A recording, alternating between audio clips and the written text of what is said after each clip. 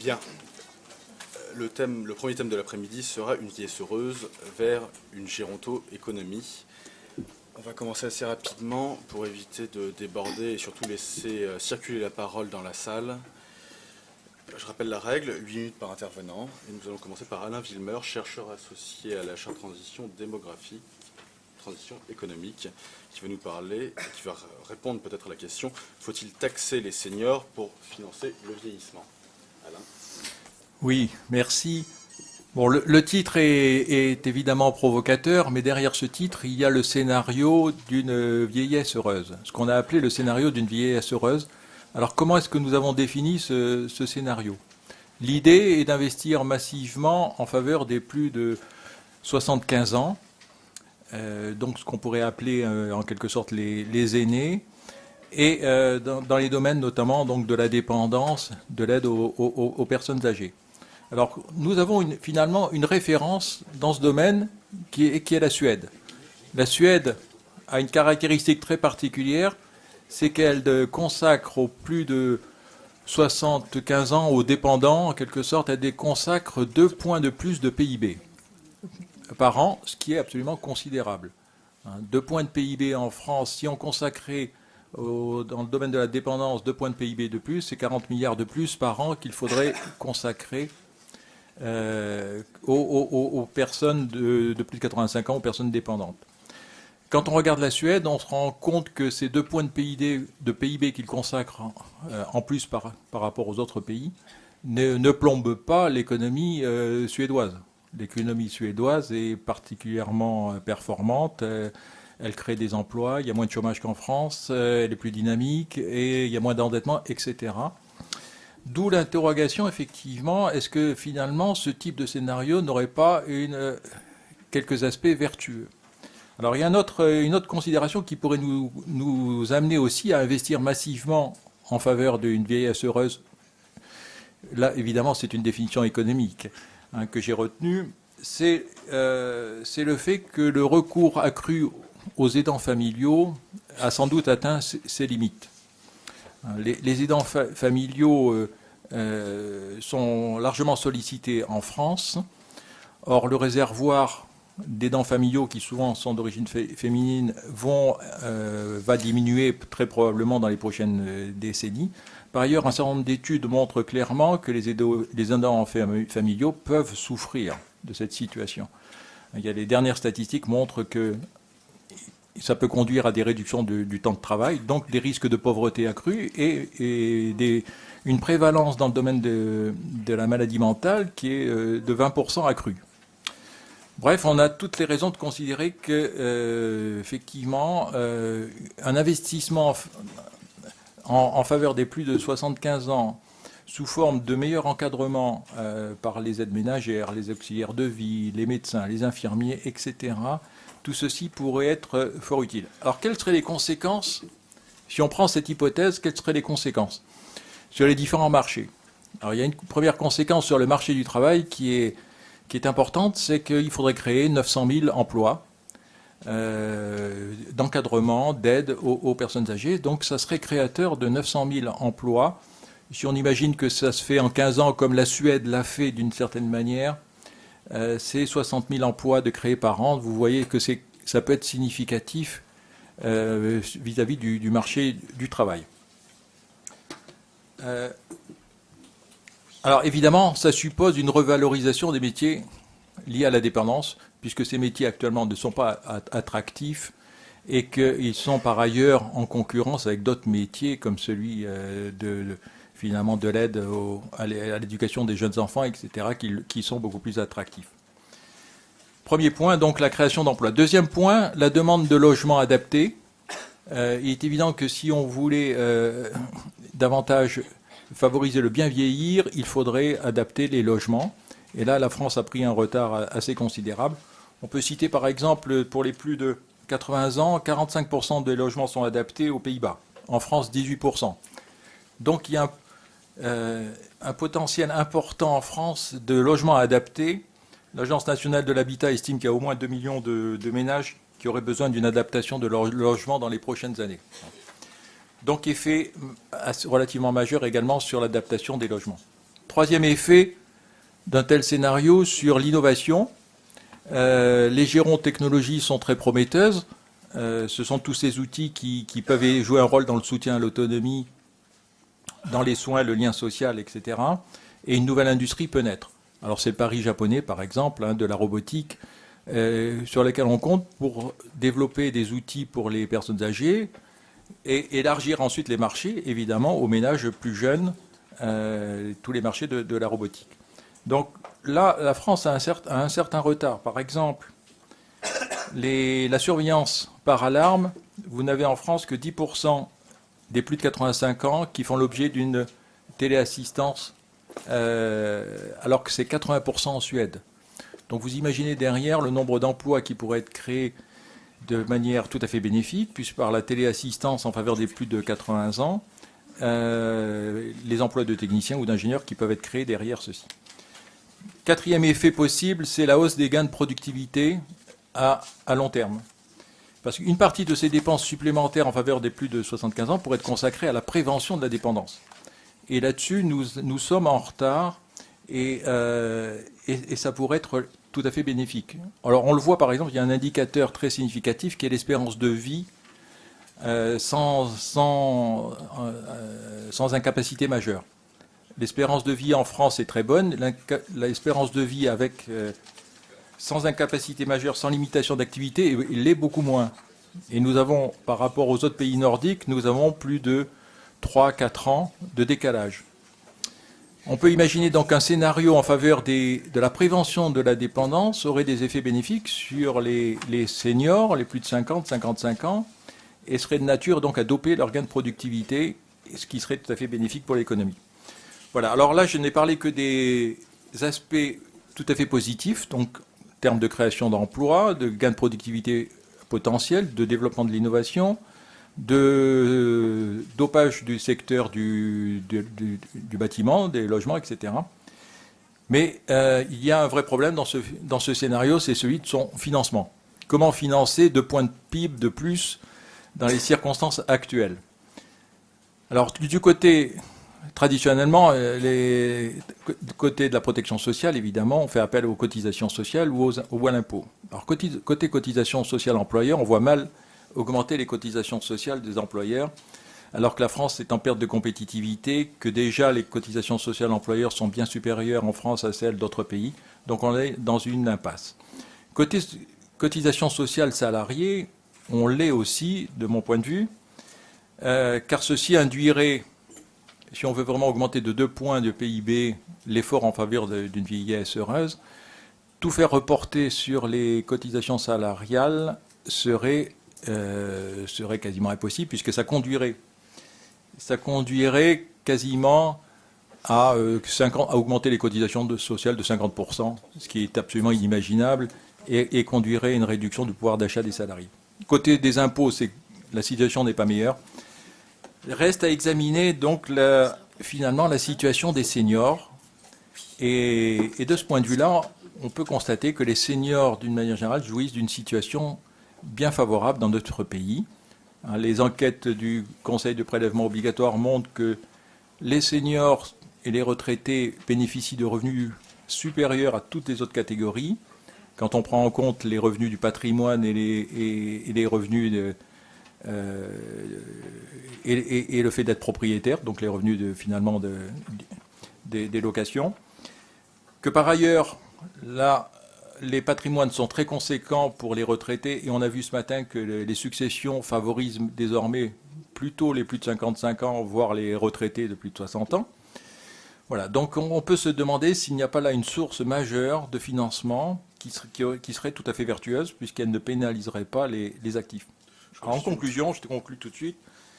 Donc ce scénario d'une vieillesse heureuse nous paraît avoir des vertus tout à fait exceptionnelles vis-à-vis de l'emploi, vis-à-vis de la productivité, vis-à-vis de l'innovation, mais un défaut majeur, et pourrait devenir un cauchemar économique pour les actifs s'il reposait que sur les actifs. D'où l'idée de n'envisager que si effectivement on regarde du côté de la taxation des plus de 50-55 ans, que ce soit sur les revenus ou sur les patrimoines. Merci Alain, ce fut très concis et précis. Je vais maintenant passer la parole à Monsieur Jean-Pierre Wittmer, président d'HSBC Assurance, qui aura un point de vue peut-être plus opérationnel que votre point de vue théorique, Alain. Bonjour, alors au risque de vous surprendre, puisque moi je suis l'assureur de la bande, je ne vais pas vous dépresser, si je puis m'exprimer ainsi, en vous parlant de financement des retraites ou de dépendance, parce que je considère qu'effectivement on utilise plutôt des termes anxiogènes pour la vieillesse, alors que c'est une excellente nouvelle. On a un allongement de la durée de la vie, on est plutôt en bonne santé, on est plutôt actif et on est plutôt bon vivant. Donc, il faut utiliser cette manne extraordinaire et je vais essayer de vous démontrer que finalement, on a déjà dans la situation d'une vieillesse et des seniors heureux parce qu'ils sont actifs, parce qu'ils sont en bonne santé et parce qu'ils ont un apport à la société extraordinaire. Donc, je voudrais d'abord sortir un certain nombre d'idées préconçues sur le thème il faut opposer les jeunes et les vieux. En fait, c'est pas du tout opposable. Ils ont tous les deux leurs utilités et les seniors tels qu'on les a aujourd'hui sont extrêmement utiles, d'autant plus qu'ils sont de plus en plus nombreux. Si vous donnez un chiffre à l'horizon de 2050, une personne sur trois aura plus de 65 ans en France, et dans le monde, c'est à peu près 15% des gens qui ont plus de 65 ans. Donc on voit que se passer de cette partie de la population, c'est assez utopique. Donc comment est-ce qu'on peut constater qu'ils sont effectivement au cœur de la société et extrêmement actifs ? D'abord, dans les flux intergénérationnels. On va parler un peu de financement. Vous apercevez, d'après des études en particulier du CREDOC, que finalement 12% des revenus des 60-75 ans est en flux intergénérationnel, c'est-à-dire vers leurs descendants, ce qui est absolument énorme. Donc de toute façon, même si effectivement ils sont plutôt aisés dans le terme de représentation de patrimoine, ils font un effort tout à fait conséquent vers les autres générations. Donc premier soutien, ils sont indispensables. J'y reviendrai aussi. Deuxième chose, en fait, on parle souvent de pouvoir gris. Alors là, je n'y crois pas du tout, parce que la prise de pouvoir par les seniors, avant que ça se structure, ça n'arrivera pas en France. Ça arriverait un peu aux États-Unis, mais pas en France. Par contre, la matière grise des seniors, alors celle-là, il faut l'utiliser. Je vais vous donner un chiffre qu'on utilise finalement assez peu, enfin quelques-uns. Aujourd'hui, en termes de auto-entrepreneurs, vous avez près de 20% des auto-entrepreneurs qui ont plus de 60 ans. Vous regardez les moins de 30 ans, il y en a 16%. Alors vous allez me dire, oui, ils sont tous sortis, ils mettent tous leur petite entreprise pour faire du conseil. C'est pas faux.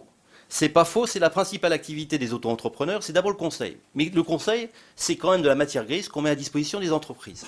Et c'est là où on assiste à un phénomène tout à fait intéressant, c'est que vous avez l'émergence de sociétés, en particulier Encore aux États-Unis ou Expert Connect en France, qui utilisent finalement des seniors qui ont été sortis de leur entreprise pour les utiliser sur des missions de conseil vers les dites entreprises. Alors on parle de petites entreprises, hein, Procter & Gamble, Boeing, Areva, ce genre de petites choses, hein, c'est assez confidentiel. Et donc, finalement, ces entreprises sont prêtes à payer au prix fort les seniors qu'ils viennent de sortir. Et tenez-vous bien, un des sujets majeurs sur lesquels on met ces seniors, c'est l'innovation. Donc finalement, on utilise des seniors que l'on considère comme obsolètes, ayant fait leur temps, etc., pour aller vers le développement, l'innovation, et finalement utiliser leur expérience et leur sagesse pour des choses qui sont tout à fait novatrices. Et donc on voit bien qu'on a une image en tête qui n'est pas du tout la réalité, Je parlais... HSBC ? Non, mais vous dites le contraire de ce qu'a dit votre collègue ce matin. C'est pas grave, comme quoi il y a le pluridisciplinarité dans les grands groupes. C'est normal. Il faut que tout le monde s'exprime. Mais moi, je suis l'assureur. Allez, économiste. Bon. Non, je reviens sur ce décalage entre les seniors et les juniors. On a en France pâti, et on pâtit encore, de tout ce process de pré-retraite où on s'est dit, finalement, je sors les vieux pour mettre les jeunes, et tout cela va aller bien. Sauf que c'est complètement faux. On s'aperçoit que ce n'est pas du tout dans ce sens-là que ça marche, et c'est d'ailleurs dans l'autre sens. Finalement, quand vous regardez les études de sociologues, en particulier d'Anne-Marie Guillemard, qui a travaillé sur des données danoises en particulier, vous apercevez que vous avez un cercle vertueux dans l'autre sens. C'est-à-dire que les pays, en particulier nordiques, qui ont travaillé sur des politiques d'emploi, en particulier pour favoriser les seniors, ont eu un effet positif, bien évidemment sur les seniors, mais également sur les juniors. Et donc, en France, où aujourd'hui on a un taux d'emploi qui est extrêmement bas, à la fois sur les seniors et sur les juniors, on ferait peut-être bien de regarder un petit peu nos pays nordiques, qui eux ont un taux d'emploi finalement plutôt bien sur les seniors, et également sur les juniors. Donc il faut absolument investir sur les seniors parce qu'il y a une corrélation positive. Je vais, pour rester dans les temps, aller à l'essentiel. Comment est-ce qu'on fait? Une piste, le tutorat. Alors là, et je ne sais pas si c'est après Françoise. Si, c'est Françoise après. En fait, Françoise sûrement va vous dire que pour rester en pleine forme, il faut transmettre. Or, l'une des transmissions qu'on peut faire, c'est celle de son savoir. Et une façon de transmettre à l'intérieur de la société et utiliser nos seniors encore plus, c'est la transmission, c'est le tutorat. C'est une des pistes. Elle est encore insuffisamment utilisée. Or, quand elle est bien utilisée, c'est très efficace. Un tutorat ne fonctionne que, si on forme la personne qui va tutorer. On n'est pas tous des très bons pédagogues. Il faut pouvoir s'entraîner. Il faut pouvoir valoriser cette fonction. 2, ça marche si c'est dans les doubles sens. C'est-à-dire que c'est le senior qui apporte son expérience et le junior va apporter les nouvelles technologies. S'il y a un échange win-win, ça fonctionne. Et je crois effectivement que nos seniors sont tout à fait prêts à jouer ce jeu. Troisièmement, pouvoir utiliser, avec l'âge, on n'a peut-être pas envie tous les jours de sortir de la tranchée, sabre au clair, avec ses troupes derrière, en disant, surtout en ce moment, en disant, si, on va conquérir le monde. Être un peu sur les back-office et dire, les petits gars, vous allez sortir de la tranchée, mais je vais vous expliquer comment on sort de la tranchée, c'est pas mal non plus, et ça doit être valorisé, parce qu'il y a une façon de sortir de la tranchée, surtout en ce moment. Dernier point, et j'en aurai fini, je crois que nos seniors ont évolué et continuent à évoluer. Il faut absolument que nous évoluions aussi dans la façon de concevoir le rôle des seniors au sein de nos sociétés. Merci.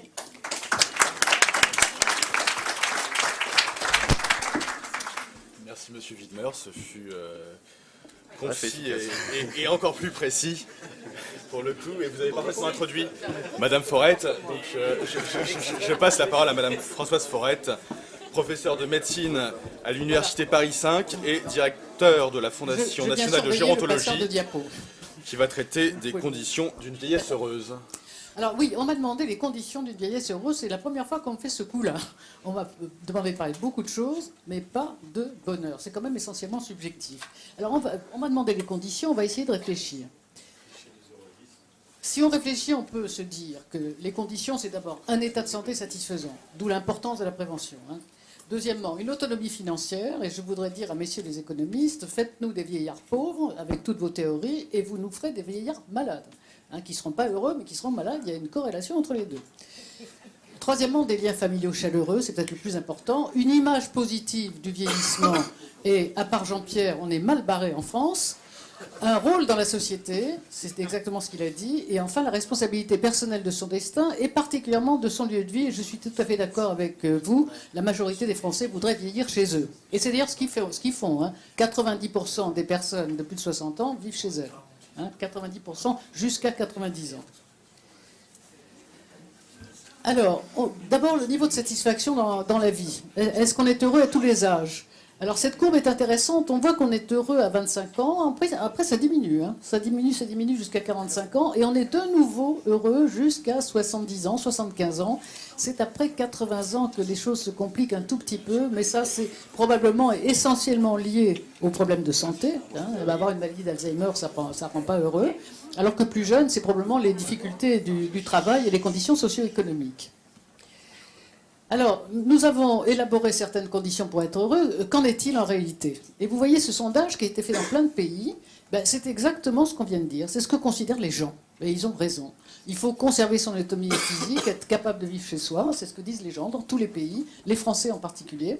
Il faut conserver ses facultés intellectuelles, et on va voir à quel point le travail est important. Il faut avoir un minimum de ressources. Il faut être entouré par ceux qu'on aime, et enfin, continuer à avoir une vie sociale et des amis.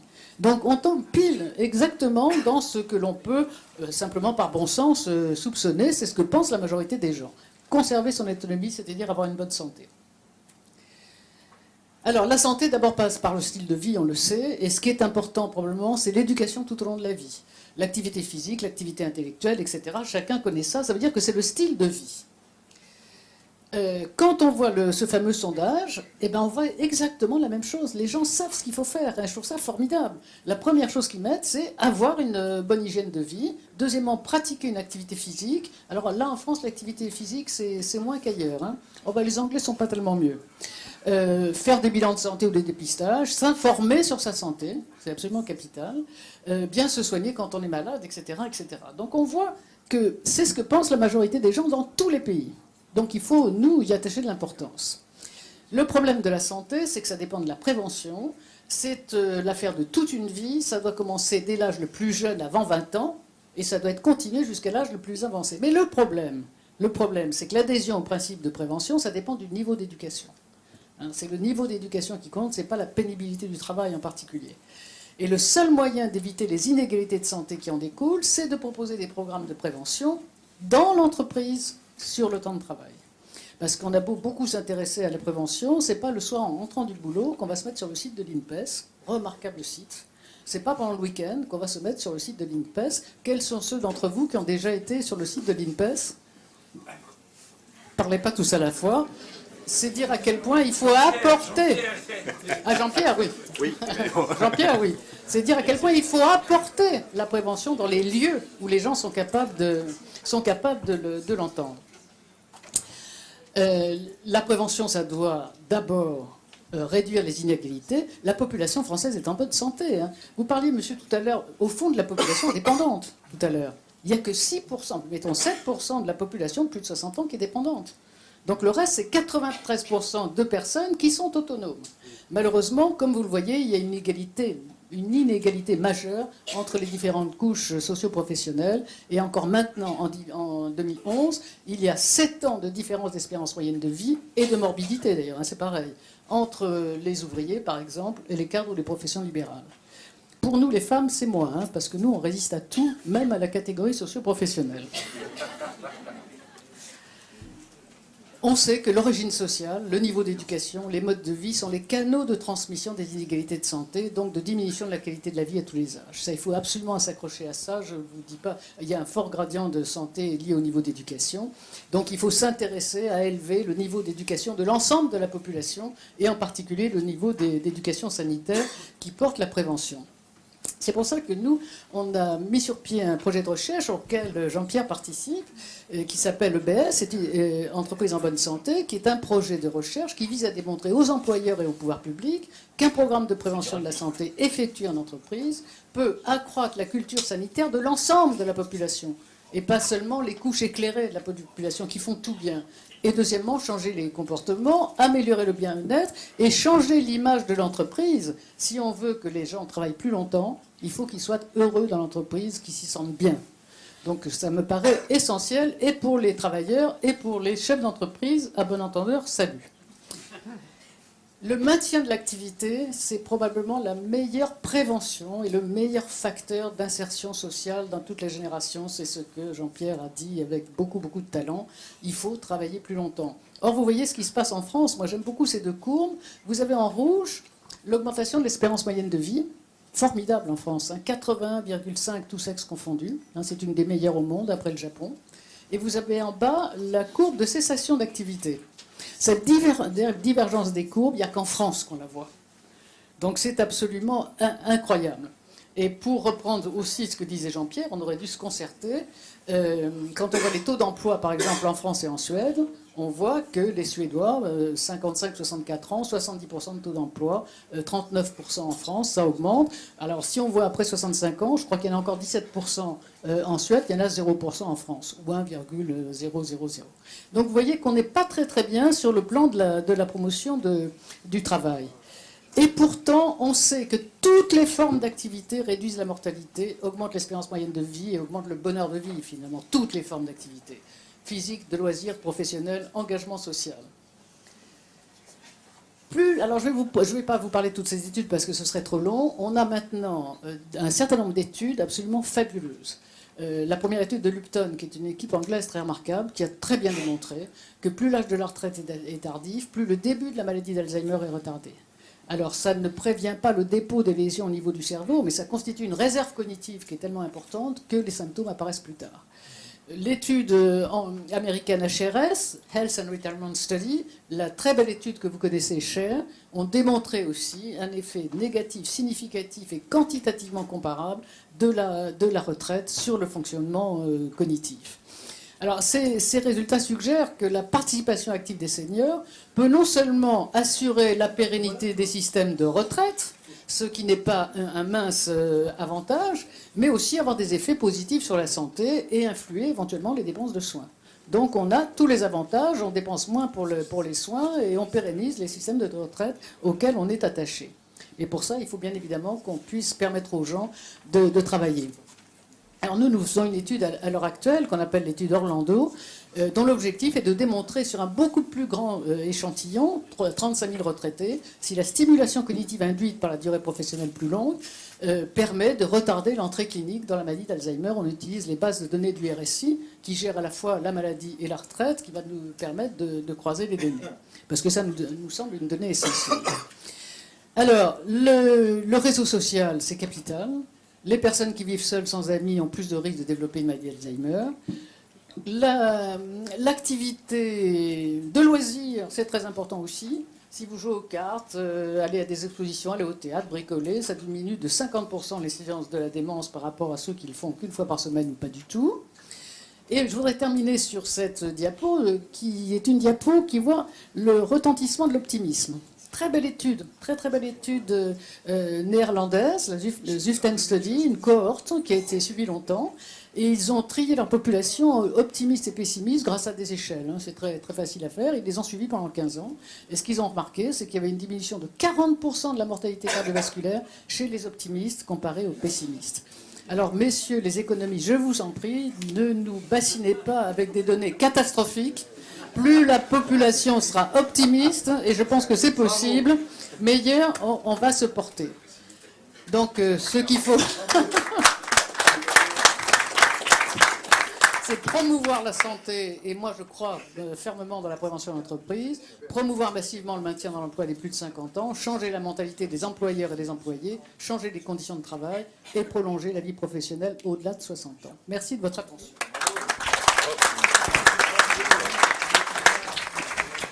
Merci Madame Forêt, Madame la professeure, pour ce constat extrêmement finement circonstancié d'une vieillesse heureuse. Je vais maintenant... finement circonstancié. Je vais maintenant passer la parole à Madame Schuan, qui va nous parler notamment de ce qui se trouve dans son excellent ouvrage Vivre un siècle, qui est paru aux éditions Descartes. Madame Schuan. Merci. Et donc c'est le premier d'une collection qu'on ouvre, une collection de la chaire Transition démographique. On y va. Voilà. Ça coupe. Ça râle et je l'entends. Donc c'est le premier, j'articule pour Jean-Hervé. Donc c'est le... En face du micro. Il faut parler sur le micro. Il fonctionne ou pas? Je ne sais pas.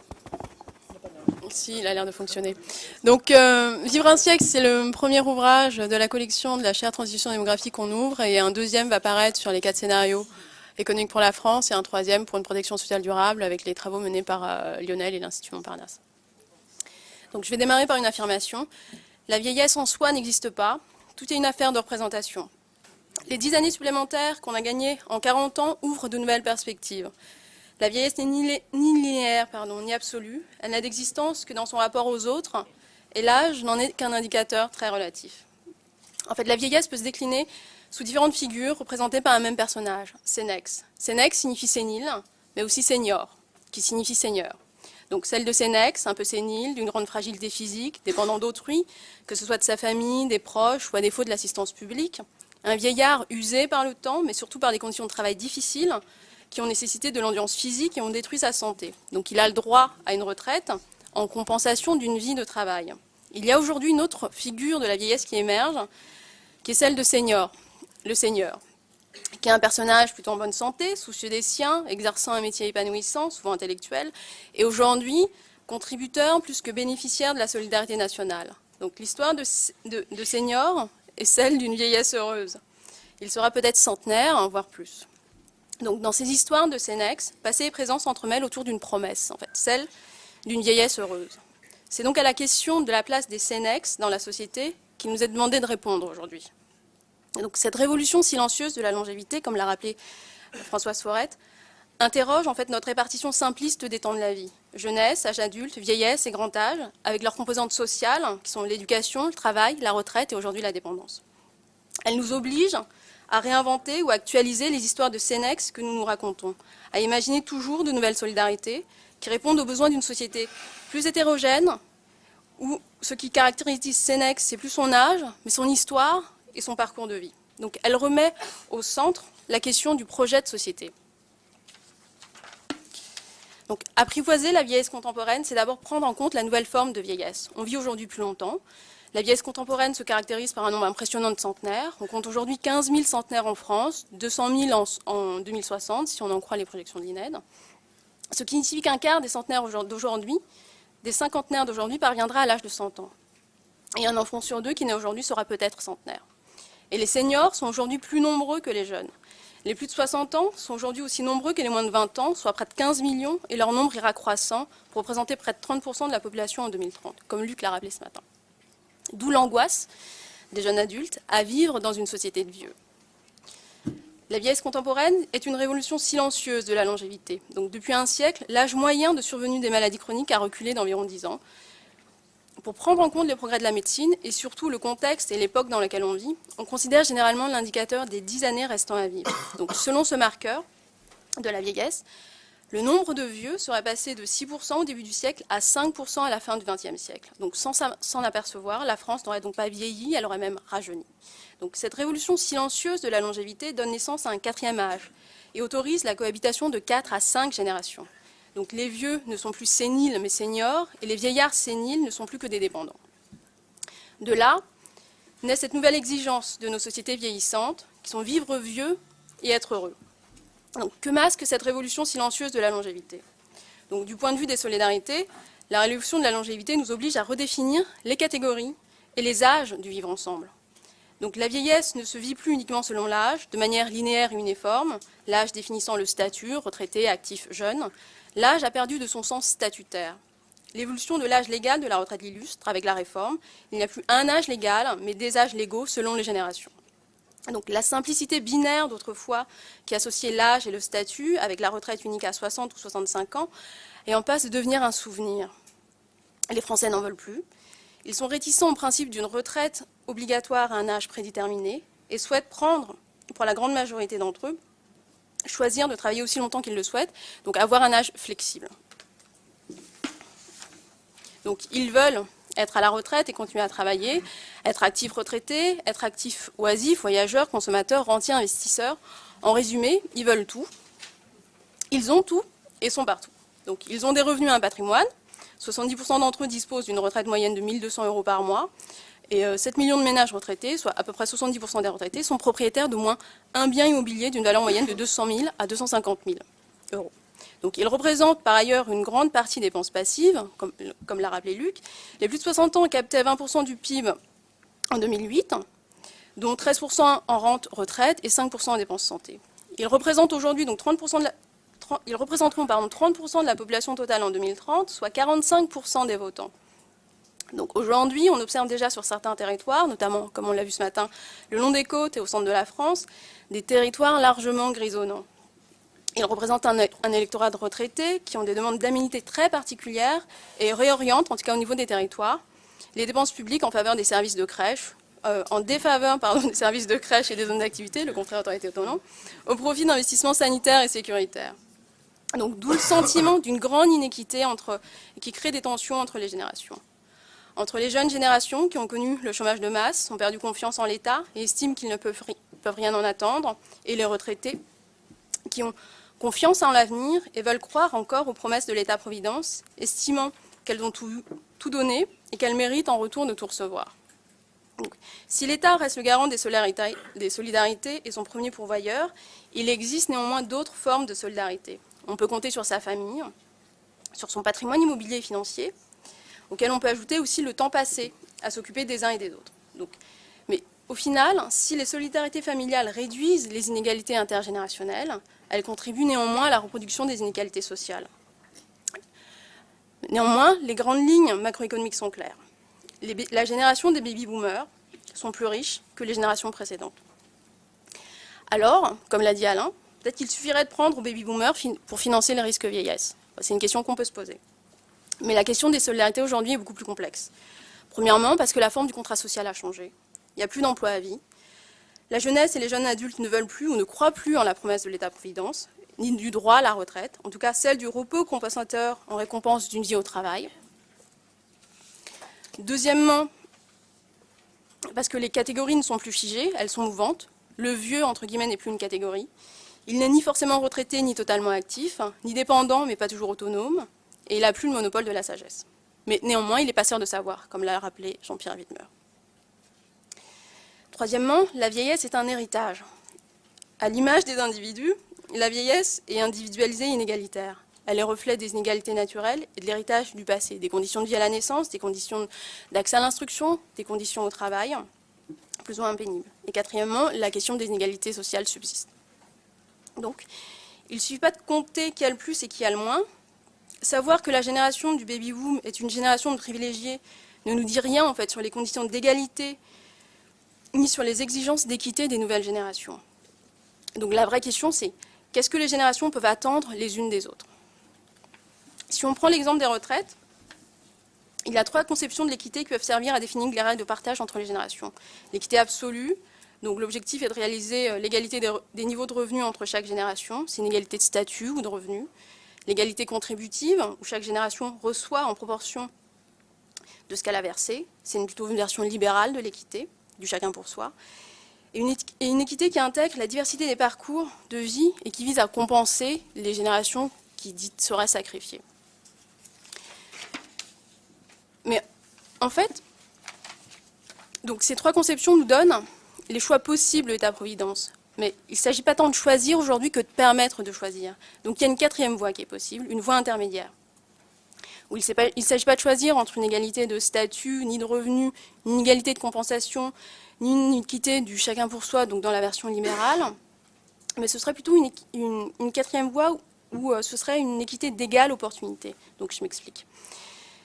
Une équité qui laisse la place à la diversité des parcours, qui exige que chacun puisse se former une opinion. Mais cette équité, elle peut exister qu'au sein d'une démocratie dite active. Donc pour ceux qui ont lu Stéphane Breyer, ils comprennent. Et pour les autres, je vais essayer d'expliquer. Stéphane Breyer, qui est juge à la Cour constitutionnelle aux États-Unis. Donc c'est simplement... Bon, je ne vais pas développer parce qu'on n'a pas le temps. Mais disons que l'évolution de la ville, aujourd'hui, elle illustre bien cette nouvelle exigence d'équité et cette 4e voie possible, cette nouvelle manière de vivre ensemble. On a vu que, on l'a vu ce matin, la mobilité et l'étalement urbain distendent le lien social et favorisent une espèce d'hyper-spécialisation des territoires qui a créé des ghettos de riches, des ghettos de pauvres et qui aujourd'hui risque de créer des ghettos de vieux. Le développement de la voiture, la construction des routes a permis l'étalement urbain et la création des villes nouvelles et émergentes. La conséquence en a été la création de ce flux mécanique d'individus, de la voiture et des individus vers les banlieues. Et la solidarité aujourd'hui, elle est à l'image de cet étalement urbain. C'est une espèce de solidarité mécanique, de compensation, où on ne décide pas en fait. Donc c'est une solidarité qui catégorise, puisqu'elle décide voilà, en fonction de l'âge, du statut, si on est jeune, actif, retraité, donc dépendant ou producteur, entre guillemets. Et donc il n'y a pas le développement de ce qu'on appelait les ghettos de vieux, ce qui aux États-Unis existe sous le nom des Sun Cities ou qui commence à émerger en France sous le nom des seigneuriales. Donc c'est ce que certains appellent des ghettos de vieux. Et en fait, le développement des Sun Cities, ça pose la question du choix. Mais il ne faut pas oublier que c'est une réponse aux souhaits des retraités. Que c'est des seniors qui ont souhaité aller chercher ailleurs du lien social qu'ils ne trouvaient pas dans la vraie ville, la ville haussmannienne telle qu'on l'entend. Donc ils y trouvent une autre forme de lien social. Donc il n'y a pas une seule manière de créer du lien social. Les villes émergentes, comme les seigneuriales, peuvent être aussi de la vraie ville, comme la ville haussmannienne. Et je conclus.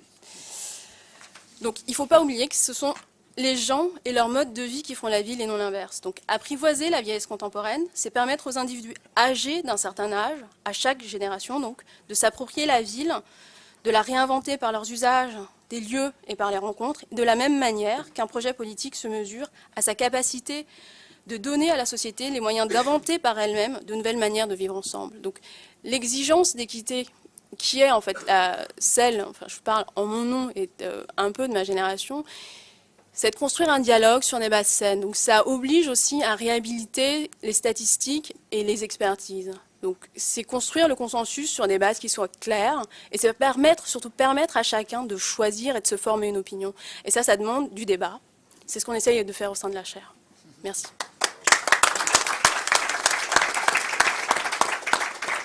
Merci Hélène, qui, je le rappelle, est directrice de la chaire le directeur scientifique de la chaire Transition démographique, transition économique, de nous avoir livré une approche philosophique, poussé, hein. sociologique, avec une ouverture politique assez optimiste finalement sur le vieillissement contemporain. Je vais maintenant laisser la parole à monsieur Jean-Michel Charpin, ancien directeur de l'INSEE et inspecteur général des finances, qui va nous parler du coût du bien vieillir.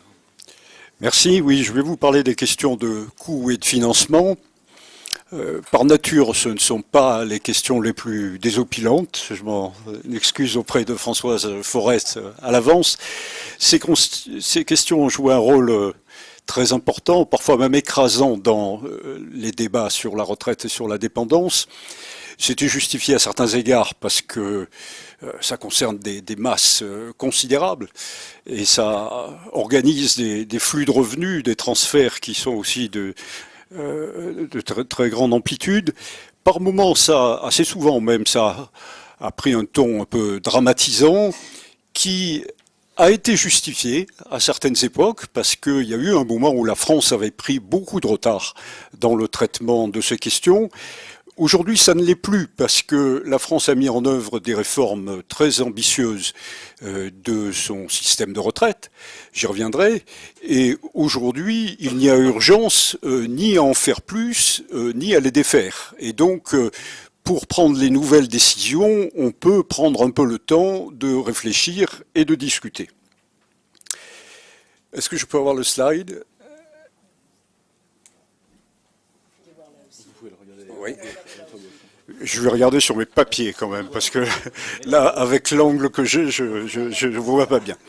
Donc je vais d'abord parler des retraites, et ensuite je parlerai de la dépendance. Pour les retraites, d'abord j'ai mis dans le premier slide ce qui est acquis. Ce qui est acquis, c'est la loi Fillon de 2003, qui a posé le principe fondamental de la proportionnalité de la durée de cotisation nécessaire pour le taux plein à l'espérance de vie en retraite. À ce titre, cette durée de cotisation vient d'être portée cet été à 41,5 ans pour la cohorte née en 1955. C'est un principe dont il échappe à personne qu'il est extrêmement puissant. Et d'ailleurs, assez justifié quand on y réfléchit.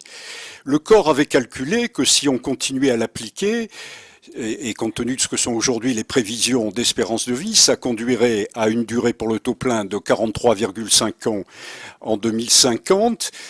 Ceux qui prendront leur retraite en 2050, vous voyez, c'est ceux qui viennent juste d'entrer sur le marché du travail. On sait qu'ils ont commencé à cotiser à un peu plus de 22 ans en moyenne.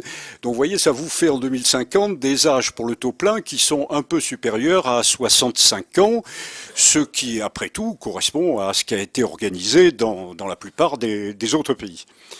La loi Fillon a par ailleurs établi un système cohérent de décote-surcote qui correspond quasiment à la neutralité actuarielle à la marge, ce qui est la condition pour permettre des arbitrages rationnels des individus.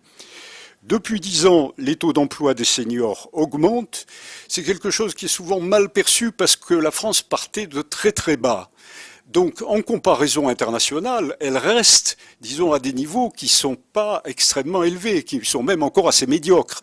Mais quand vous voyez la différence entre les taux qu'il y a aujourd'hui avec ce qu'il y avait il y a 10 ans, c'est une augmentation absolument considérable. Vous voyez, dans la tranche 60-65 ans, avoir des taux d'emploi de l'ordre de 20% par rapport aux standards internationaux, ça reste assez médiocre. Sauf qu'il y a 10 ans, c'était 10%.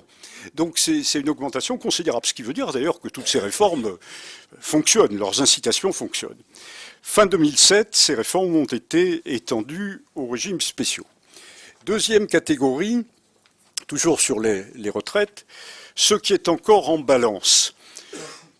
Mon premier boulette, comme on dit, correspond plus à l'hypothèse d'un changement de majorité au printemps prochain, et le deuxième boulette plutôt à la reconduction de la majorité actuelle.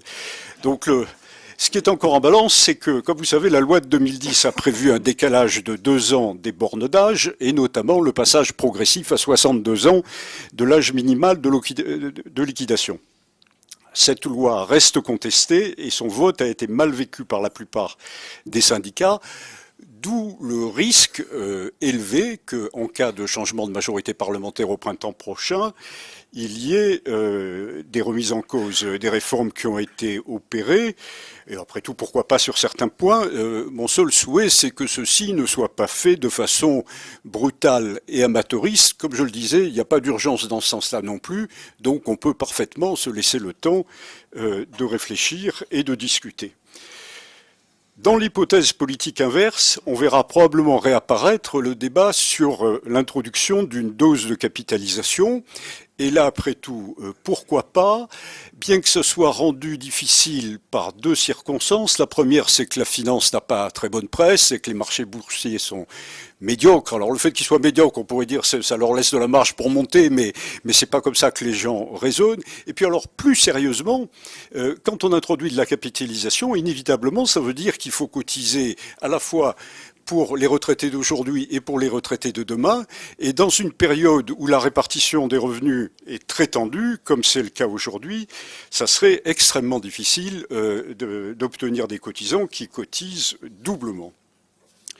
Troisième catégorie, ce qui reste à faire, parce qu'il reste quand même des choses à faire, le vieillissement de la génération du baby-boom, c'est un phénomène très particulier qui entraîne une dégradation continue des comptes des régimes de retraite, toutes choses égales par ailleurs, pendant 30 ans, de 2005 à 2035. Il faut d'ailleurs penser que ça n'est pas infini, hein, comme si vous regardez les projections de l'INSEE, vous voyez bien qu'à partir de 2035, on atteint un palier qui dure de nouveau une trentaine d'années, hein, où les choses ne se détériorent plus. Mais enfin, pendant 30 ans, les choses se dégradent chaque année si on ne fait rien. Un phénomène de ce type nécessite obligatoirement un système de pilotage, parce qu'on ne peut pas imaginer qu'il n'y ait pas d'accident ou d'erreur de prévision sur une période aussi longue. La loi Fillon de 2003 avait prévu un dispositif de pilotage assez perfectionné, avec des rendez-vous en 2008, 2012 et 2016, puis ensuite 2020, mais ce dispositif n'a pas marché. Il n'a pas marché, le rendez-vous de 2008 a déçu, il s'est quasiment rien passé, on est arrivé à la fin de l'année et les gens se sont dit il y a eu le rendez-vous, il n'y a pas eu le rendez-vous, finalement on ne savait pas tellement s'il avait eu lieu ou pas, il n'y a jamais eu de réunion qu'on a pu appeler le rendez-vous. Vous voyez, alors rendez-vous, les gens pensent qu'il y a un beau jour où avec une unité de temps, une unité de lieu, on se retrouve, on fait le rendez-vous, quoi. Il n'y a rien eu de ce type en 2008. Et puis par contre, il y a eu un rendez-vous de 2010 qui a été organisé un peu à la hâte, du fait de la dégradation des comptes des régimes de retraite consécutifs à la crise et à la récession, et la loi de 2010 qui a été préparée, disons, dans des conditions de grande rapidité. Et puis maintenant, il n'y a plus de dispositif de pilotage, sauf la création d'un nouvel organisme, ce qui s'appelle le comité de pilotage des régimes de retraite, le COPILOR, qui double un peu le corps et qui se réunit depuis 6 mois, mais qui pour l'instant n'a pas montré ce qu'il s'apprêtait à produire. Donc il va falloir mettre au point un dispositif de pilotage. L'occasion en est toute trouvée, c'est que la loi de 2010 a prévu dans son article 16 une réflexion nationale, je cite la loi, sur une éventuelle réforme systémique qui doit avoir lieu au premier semestre 2013 et qui doit notamment examiner les possibilités d'organiser un pilotage plus automatique, par exemple à travers des dispositifs par points ou en compte notionnel. À mon sens, c'est une très bonne occasion de mettre sur pied un dispositif de pilotage sur la longue durée.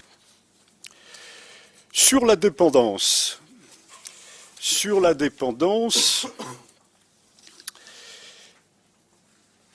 une chose importante peut-être, les ordres de grandeur sur la dépendance, ça marche presque à tous les coups, je vous le dis, c'est à peu près 10% des ordres de grandeur sur la retraite. C'est une espèce de règle du pouce qui marche à peu près à tous les coups, mais ça veut dire que c'est des ordres de grandeur beaucoup plus faibles que ce dont on parle pour la retraite. Je vais sauter tout ce qui est projection puisqu'on me dit que j'ai plus assez de temps, encore que ça soit pas sans intérêt, mais enfin vous trouverez un excellent rapport fait par Jean-Michel Charpin, publié en juin 2011, qui vous donnera tout ce qu'il faut sur les projections. Et je passe directement à la slide après, qui est quand même la plus importante. Dépendance, qui doit financer? Parce que, disons, chiffrer ce qu'on a à financer, On sait que ça monte de toutes les façons, on sait que ça monte sur des ordres de grandeur qui ne sont pas négligeables mais qui ne sont pas considérables non plus, et puis ça dépend du système qu'on met en place, comme ça a été dit tout à l'heure. Qui doit financer? Le rapport Fragonard de juin 2011 a privilégié un statu quo institutionnel par rapport au scénario de type assurance ou sécurité sociale. Si vous lisez le rapport de Bertrand Fragonard, vous verrez d'ailleurs que ce n'est pas pour des raisons théoriques, d'ailleurs, parce que les schémas assurance ou les schémas sécurité sociale, théoriquement, tiennent tout à fait la route, mais c'est parce que il a constaté, dans les interviews qu'il a menées, que la société française, apparemment, trouvait assez bon le système d'aujourd'hui, qui est un système assez baroque, avec une forte intervention des départements, mais bon, finalement, personne ne lui disait on souhaite changer de système, donc dans ces cas-là, comme disent les Américains, si c'est pas cassé, ne le répare pas, quoi. Donc il s'est dit, on reste avec le système actuel.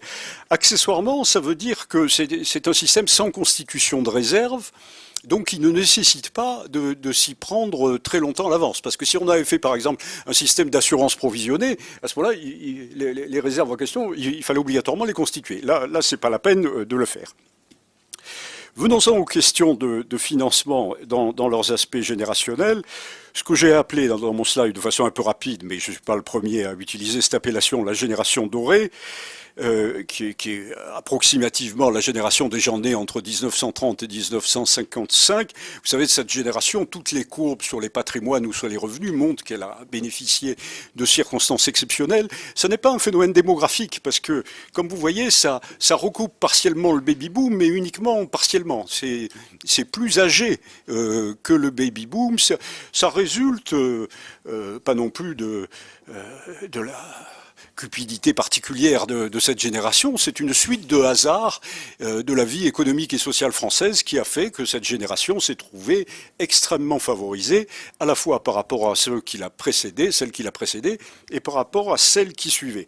Alors il y a un aspect délicat, un peu éthique dans les réformes de la dépendance, qui est de se dire c'est quand même un peu fort que cette génération qui, à toutes les étapes de sa vie, a bénéficié de transferts provenant des autres générations, maintenant que sa partie la plus âgée, ceux qui sont nés en 1930 ou ces années-là, maintenant qu'elle arrive à la dépendance, on se pose la question de savoir s'il ne faut pas faire un système à la Scandinave. Vous voyez, c'est quand même un peu fort, quoi. C'est-à-dire, est-ce qu'une fois de plus, elle va obtenir des transferts à son bénéfice juste à ce moment-là? Pourquoi est-ce que ça n'a pas été fait il y a 20 ans ou dans 20 ans? Pourquoi? Bon, c'est assez mystérieux, mais il y a un problème qui est quand même délicat.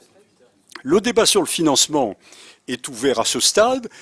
Je dirais, comme pour les retraites, il n'y a pas urgence. Il n'y a pas urgence. C'est à partir de 2025, grosso modo, que la situation financière de la dépendance devient vraiment délicate. C'est la première génération du baby-boom, c'est 1946. Comme on le sait, elle a atteint 60 ans en 2006, d'où le problème des retraites. Elle atteindra 80 ans en 2026. Donc c'est à partir, disons, de 2025, 2026, 2027 que les coûts auront tendance à augmenter fortement. Donc on a là aussi un peu le temps de réfléchir. Pour conclure et pour terminer, je dirais qu'en ce qui me concerne, je n'ai pas de souci pour la vieillesse heureuse, tout va bien pour eux, merci, mais j'ai plus de soucis pour les générations qui suivent, aussi bien pour les jeunes que pour les actifs.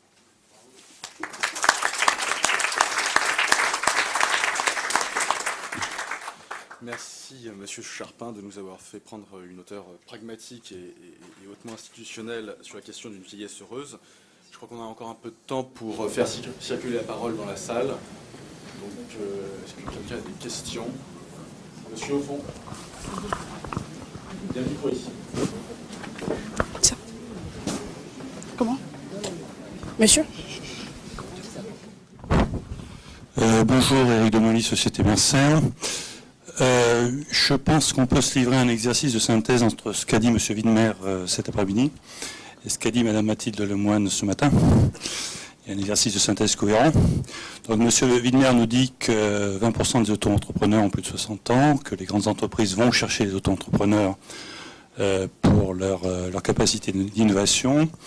Et Mme Mathilde Lemoine nous dit qu'une des façons de majorer le taux d'emploi des personnes en âge de travailler, ce serait notamment d'avoir une courbe des salaires en cloche, c'est-à-dire que les plus de 55 ans, plus de 60 ans acceptent une perte de salaire. Bon. Donc ce que l'on voit, c'est que les entreprises sont preneurs de la capacité d'innovation des seniors. Et ce que l'on voit également, c'est qu'en l'état, je dirais, du dialogue social dans les entreprises à l'heure actuelle, la baisse de salaire à partir d'un certain âge, donc liée à une éventuelle baisse de productivité, on n'y est pas.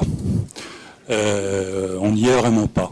Donc partant de là, alors je croise également avec ce que dit Madame Forette, c'est que plus on reste dans l'entreprise, c'est-à-dire que plus on reste actif au minimum intellectuellement, éventuellement physiquement, plus on repousse, je dirais, le spectre de la dépendance.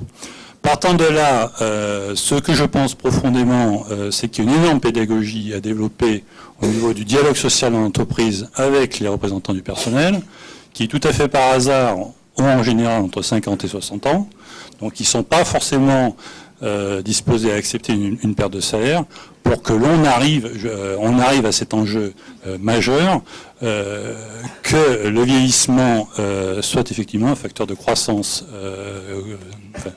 nationale auquel participent les salariés seniors dans l'entreprise, et que pour que les salariés seniors dans l'entreprise puissent continuer à contribuer. Une observation supplémentaire que je fais par rapport à d'autres études que je mène par ailleurs au sein de la société Mercer, c'est que quand on s'intéresse à certains sujets dans l'entreprise, tels que par exemple les risques psychosociaux, on constate quelque chose d'extrêmement curieux, c'est que la demande psychologique que perçoivent les salariés est croissante jusqu'à 55 ans, c'est-à-dire que tant qu'ils n'ont pas atteint 55 ans, plus ils vieillissent, plus ils ont du mal à travailler. Mais au-delà de 55 ans, ceux qui restent dans les entreprises, finalement, ils se sentent bien dans leur pompe, ils maîtrisent les finesses de leur métier. C'est-à-dire qu'on rencontre ce qu'on appelle, entre guillemets, le phénomène du travailleur sain. Donc pouvoir maintenir les seniors dans l'entreprise, c'est un enjeu tout à fait majeur qui est à la fois pour les personnes, pour les entreprises et nationales. Voilà l'exercice de synthèse auquel je voulais me livrer. Merci. Je vais juste faire une remarque par rapport à votre remarque. Il se trouve que j'ai eu la chance de participer à un groupe de travail de l'Institut Montaigne qui travaille sur l'emploi des jeunes et l'emploi des seniors, et qu'effectivement, une des propositions était effectivement d'amener une certaine flexibilité sur les salaires, comme vous dites, mais c'est vrai qu'on en est loin. C'est vrai que dans le schéma français, on est sur une linéarité des salaires, et que personne n'imagine 30 secondes qu'il va pas finir bien beaucoup plus haut que là où il a démarré. Et on a tous ce schéma-là. Or, on voit bien que si on conçoit un nouveau système avec effectivement une certaine souplesse à ce niveau-là, ça permettrait effectivement aux entreprises de conserver leurs seniors plus longtemps. Je parle de valorisation du tutorat. On peut imaginer d'avoir du temps partiel ou ce genre de choses. Je vais même compléter, excusez-moi. Je pense qu'on est en train de changer de système complètement. C'est-à-dire que jusqu'à un passé récent, on avait une vie tripartite. Vous étiez jeune, vous faisiez des études, vous étiez actif, vous étiez ancien, vous étiez à la retraite, inactif. Je schématise. Aujourd'hui, avec l'allongement de la durée de la vie, vous allez toujours avoir une première phase d'études, parce qu'il faut bien commencer par là, puis après vous avez une phase beaucoup plus longue qui va alterner de l'activité professionnelle, de la formation, et puis du travail, des périodes personnelles. Moi, je vois une certaine émergence dans mon entreprise de gens qui viennent me voir en disant voilà, je voudrais partir 9 mois parce que j'ai un projet, que je pourrais le faire, et puis, etc.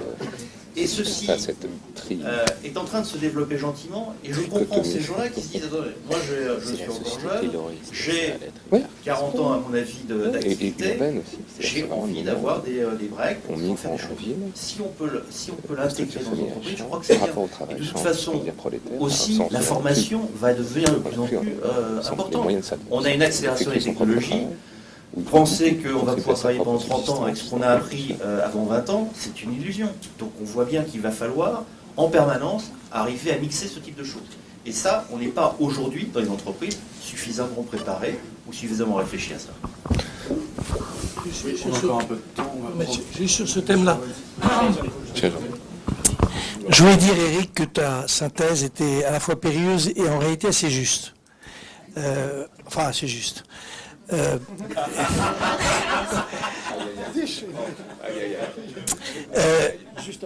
Juste un point sur ce que Mathilde Lemoine a évoqué, qui est quand même un sujet évident. C'est si on souhaite que les salariés demeurent plus longtemps, il faut à un moment que le problème de la rémunération se trouve posé de ma génération. C'est clair qu'il ne peut pas rester longtemps.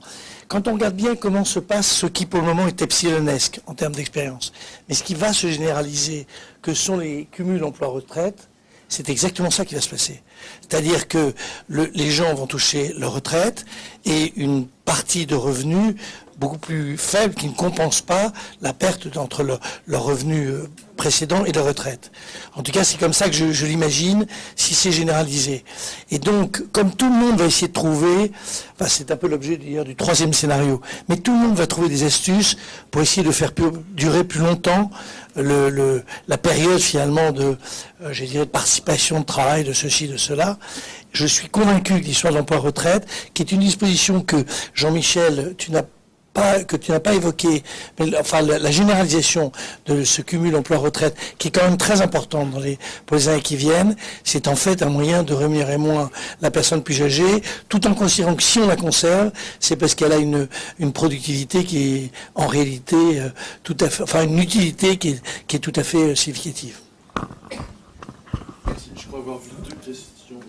Moi, une toute petite. Je passerai juste après.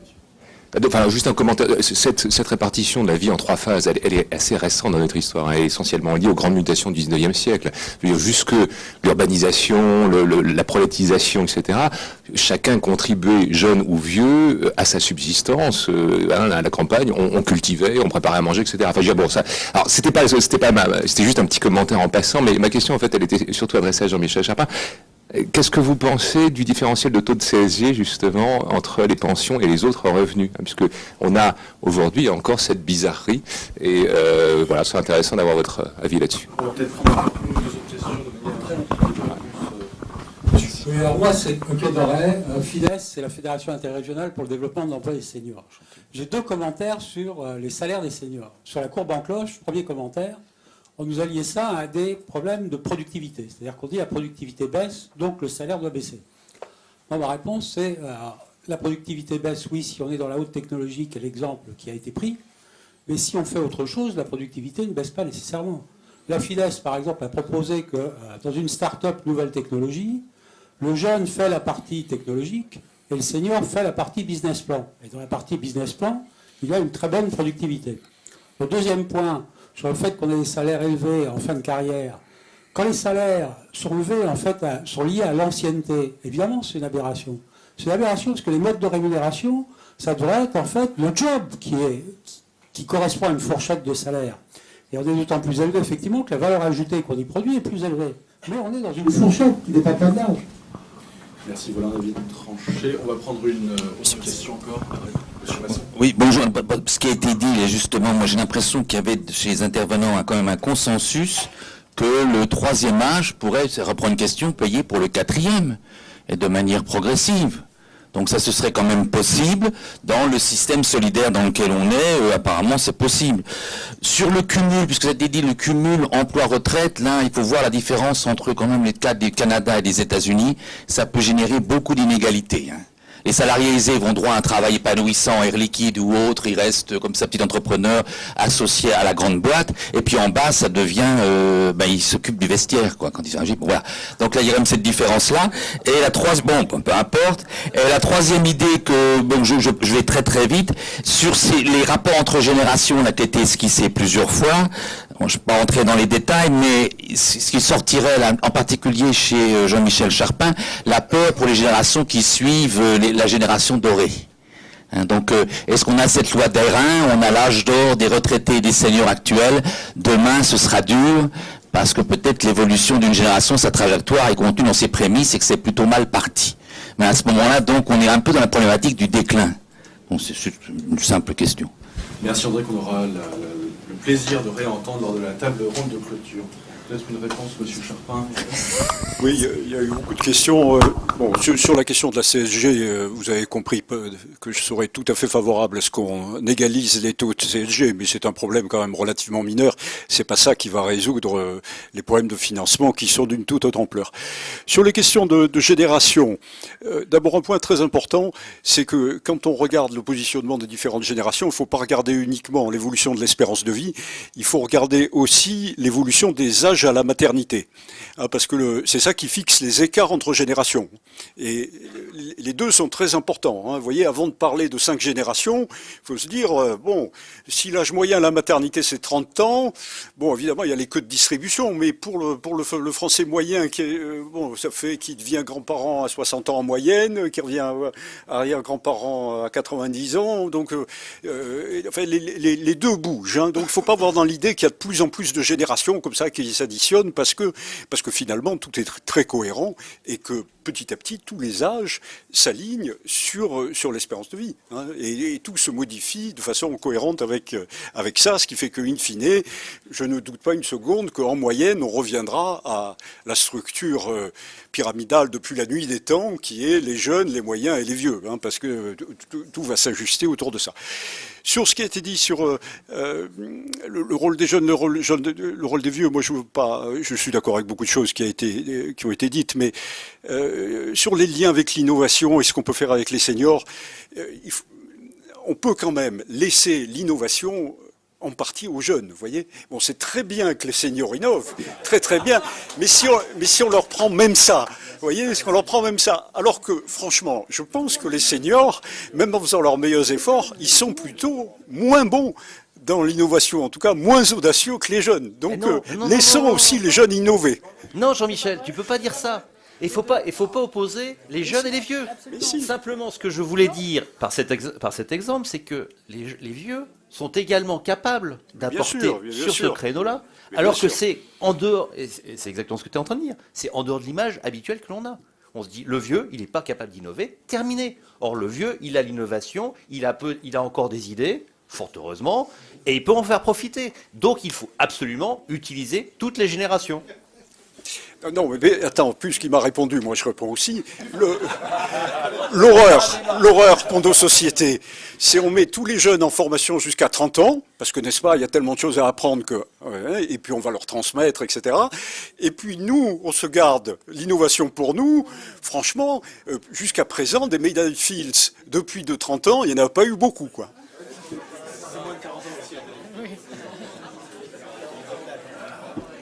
Moi, je voudrais répondre sur le cumul emploi-retraite. Le cumul emploi-retraite, c'est un très très bon dispositif qui permet effectivement à des gens de travailler après la retraite. Mais il ne faut pas oublier que ça cannibalise un petit peu la réforme des retraites. Parce que si on veut équilibrer le système de retraite par répartition, il ne faut pas que les gens prennent leur retraite et travaillent un petit peu à côté. Il faut qu'ils travaillent plus longtemps. Et ça, Daniel Karnevitz l'avait tout à fait vu. C'est un dispositif qui, en plus, est probablement pervers sur le plan du dumping social, parce qu'effectivement, les chefs d'entreprise se disent « je vais le reprendre et je vais le payer moins cher ». Alors, ça arrange tout le monde, ça arrange tout le monde, mais ça ne résout pas le problème des retraites. Quant à l'histoire de la courbe en cloche, c'est vrai qu'il faudrait une diminution très probable des salaires à partir d'un certain âge, mais à condition que le poste change. C'est pas dans le même poste qu'il serait logique d'avoir une diminution des salaires. Il faudrait un poste différent, une flexibilité différente, de ne pas probablement occuper le même emploi si on considère qu'on est moins performant à cet âge dans cet emploi. C'est pas une diminution simplement parce qu'on a 55, 56, 57. Ça peut pas marcher comme ça. Et en plus, si on change d'emploi, vous savez aussi bien que moi, en particulier c'est pour les messieurs, qu'on change de statut et que ça, le côté narcissique du travailleur français ne le supporte pas. Merci Madame Forêt. Une conclusion extrêmement rapide de 30 secondes d'Alain Villemeur. Je voudrais simplement réconcilier Jean-Michel Charpin et Jean-Pierre Widmer sur l'innovation, parce qu'en fait, tout montre que les seniors sont très performants dans l'innovation organisationnelle, des grandes entreprises notamment, et que les jeunes sont très performants pour les nouveaux produits, les nouvelles technologies, et qu'on a besoin des deux. Merci, voilà la voix du milieu qui conclut pour ouvrir encore le débat. Merci à tous.